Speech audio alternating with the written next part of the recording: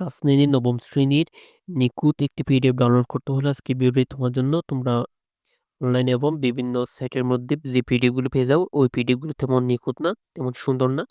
তোমাদেরকে ওই পিডিএফ গুলোর মাধ্যমে তোমরা তেমন পড়তে পারো না, কিন্তু ডাউনলোড করো, কিন্তু পড়ার কোনো সুযোগ নেই। এজন্য আজকের ভিডিওটি তৈরি করা। তোমরা আজকের ভিডিওটির মাধ্যমে এই ক্লাস 9 এর সমস্ত গাইড বইয়ের 9, 10 এর সমস্ত গাইড বইয়ের পিডিএফ খুব কম সময়ে কিন্তু সবার আগে কিন্তু ডাউনলোড করতে পারবে। এজন্য তোমাদেরকে প্রথমে গাইড বুকের উপর একটা ক্লিক করতে হবে।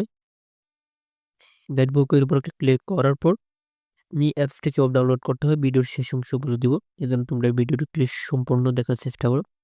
এরপর SSC class 9, 10 all guide book এটার উপর একটা ক্লিক করতে হবে। ঠিক আছে? আমি এটার উপর ক্লিক করলাম। এখানে আসার পরবর্তীতে এখানে তোমরা একটু নিচে আসবা। নিচে আসার পর এখানে বাংলা ধরো আমার প্রয়োজন হচ্ছে, এই সমস্ত গাইড বই কিন্তু এখানে শো হয়ে যাবে।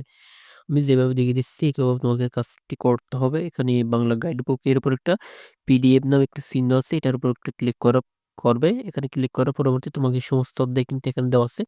তার আসলে বিষয় হচ্ছে যে এখানে তোমার সমস্ত গাইড যদি একসাথে দিয়ে অনেক এমবি খরচের কিন্তু প্রয়োজন হবে, তোমার কোয়ালিটি ভালো হবে না। এজন্য তারা অধ্যায় আকারে দিল, কারণ অধ্যায় আকারে দিলে কিন্তু তুমি তোমার পিডিএফ এর কোয়ালিটি একটু ভালো পাবে। এজন্য তারা কিন্তু এভাবে অধ্যায় আকারে দিল।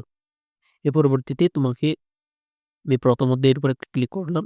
এরপর তোমার সমস্ত পিডিএফ গুলো জিমেইল গুলো এখানে শো হয়ে যাবে।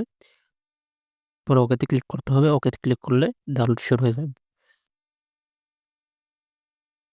অ্যাপসটি তোমরা প্লে স্টোরের মধ্যে পেয়ে যাবে। প্লে স্টোরে আসার পরবর্তী upstart.com এটা লিখ করতে হবে। আমি যেভাবে দেখেছি এইভাবে সার্চ অপশন আসার পর upstart.com লিখে এর পরবর্তী ওপেনের উপর একটা ক্লিক করলে কিন্তু তোমার গাইড বই কিন্তু ডাউনলোড হয়ে যাবে। এখানে কিন্তু আমার কোনো ওপেন লেখা আছে, তোমার এখানে কিন্তু ওপেন লেখা থাকবে না, ইনস্টল লেখা থাকবে। ঠিক আছে? ইনস্টলের উপর একটা ক্লিক করলে তুমি তোমার গাইড বই ডাউনলোড করতে পারো।